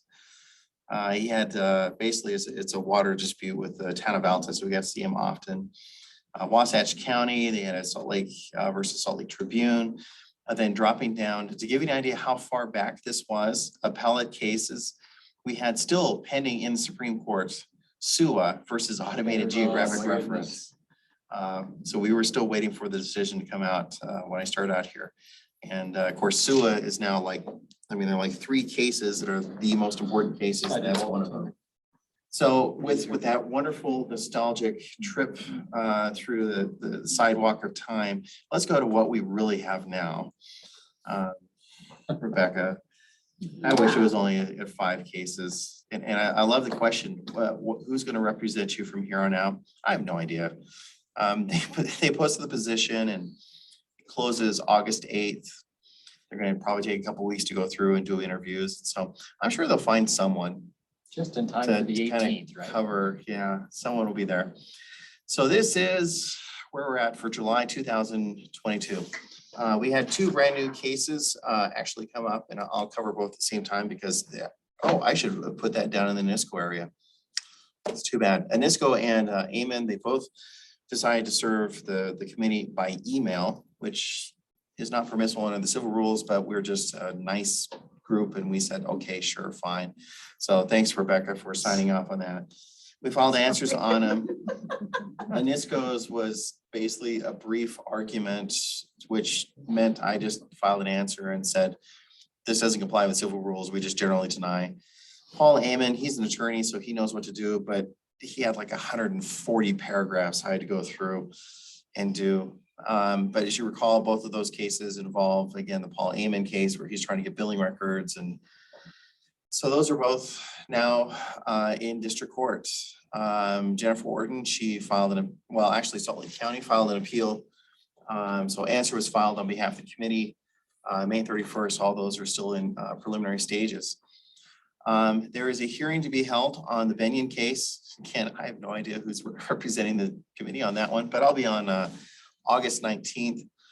The motion dismisses by the Attorney General's office because Mr. Benyon, he filed his complaint against the State Records Committee and the Attorney General's office, even though he's trying to get the records from the Utah Housing Corporation. So the AG's office filed the motion to dismiss, and so there will be a hearing on that. Nothing's happened in Rosenstein. Actually, I haven't done an update in 2 months because I wasn't here in June because I was gallivanting to Cincinnati watching baseball, which was wonderful. Dodgers swept the series, just for the record. West Jordan versus, it's on public record, isn't it? Dodgers, good, Reds, not. Sam Stecklow case. We had the hearing on June 22nd. We're basically just waiting for the decision. It's really interesting. You have some of the other parties that were amicus being involved. They want to have copies of the court hearing. The court has said yes, but there's redaction of certain things where attorney eyes only that were talked about during that hearing. So, but usually it's about 60 days between when you have a hearing and when you get a decision. So probably sometime soon. And that, of course, is going to be really interesting because that's that whole issue of garrity warnings and what a district court judge thinks about that. Canwell versus University of Utah, that's actually ramping up a bit. We just had a 3-hour, 4-hour deposition of Dr. Cynthia Berg. There it is. And so we just had that last week, and that was done online, thankfully. But this is one that's going to go full, I think, probably because it's issues that University of Utah is trying to protect because it's involving research, and at the same time, the media is trying to find out what was actually done there because it's something of interest. Next two, they got asterisk, so nothing has happened in the last couple of months. We'll drop down a little bit further. Next page.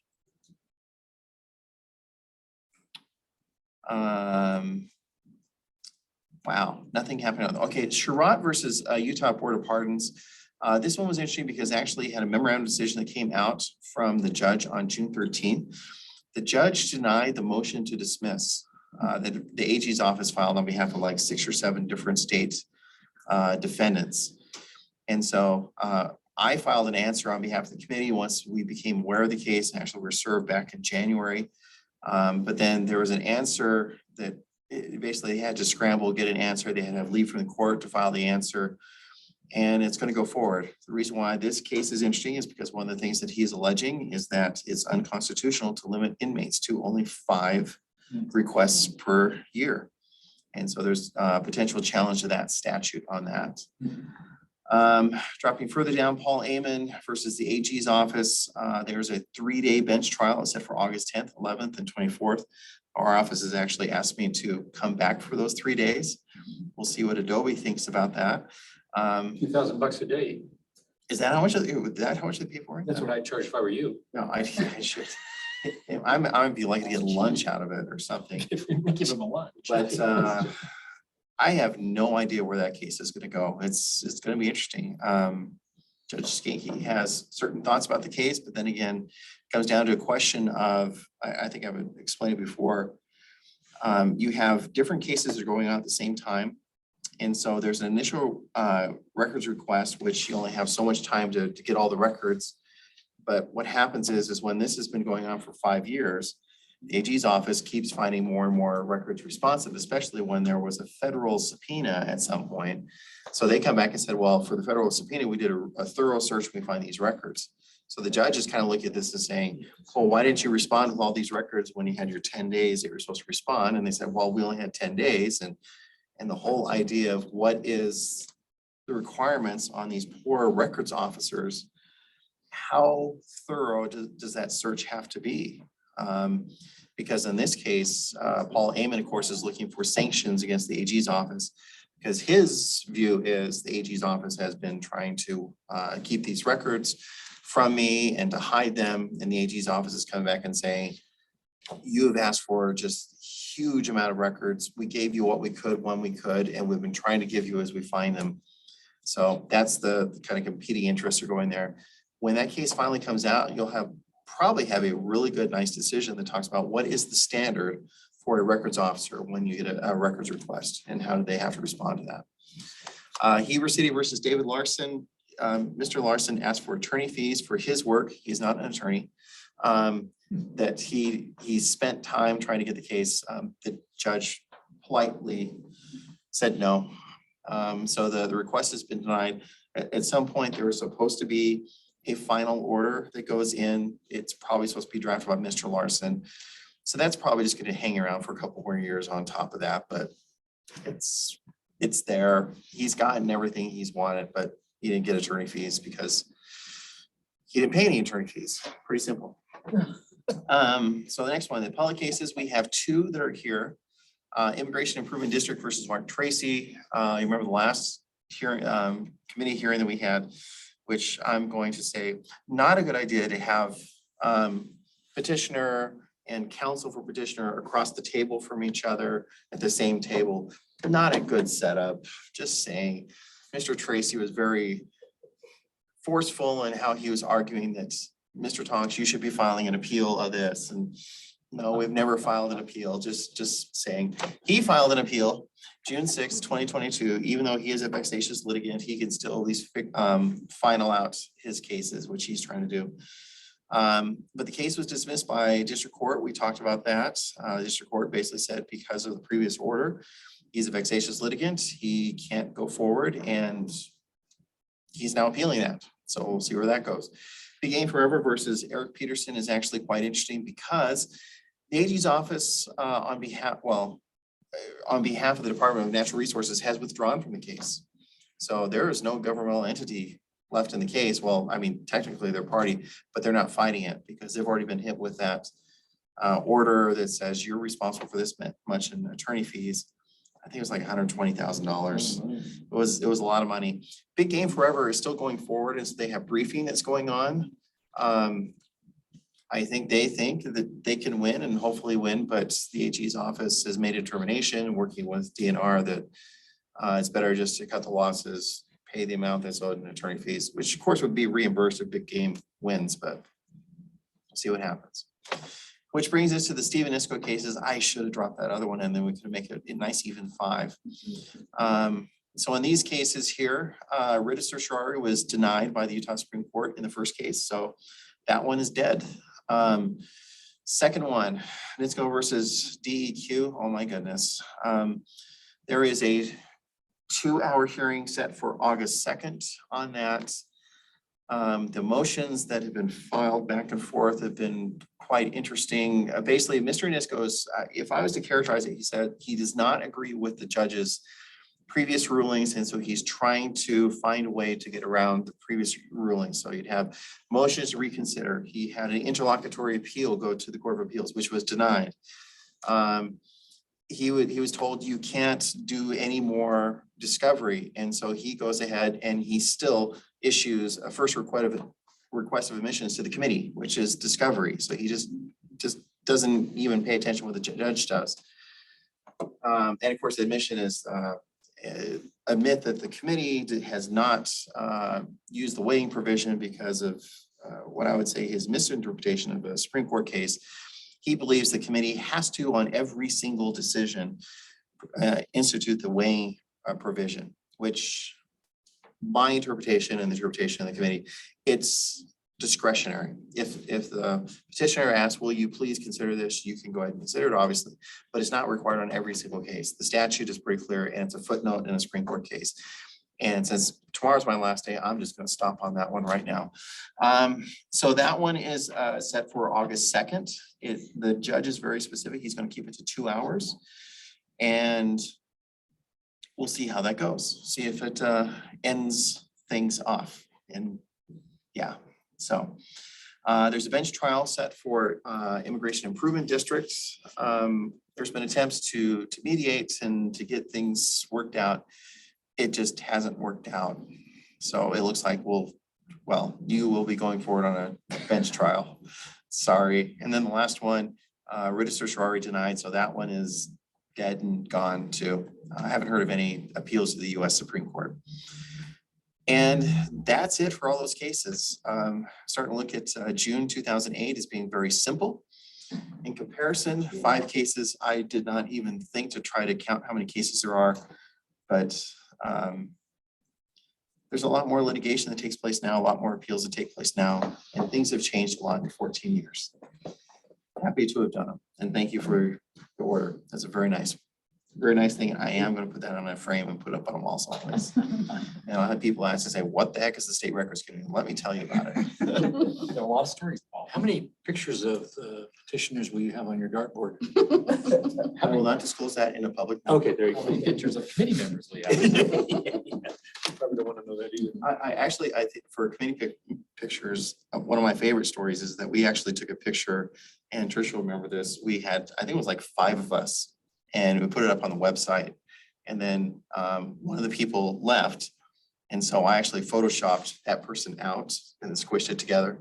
And you couldn't even tell on the website that the person was gone. So it was before. It's like the Someone had missing person. complained that the picture was outdated. Yeah, I think it was Brady Eames. I think he complained, and so I actually took the person out, and we had the 4 on there. And I felt like I was doing something in the Stalin era of communism. The person just never existed. It's right there.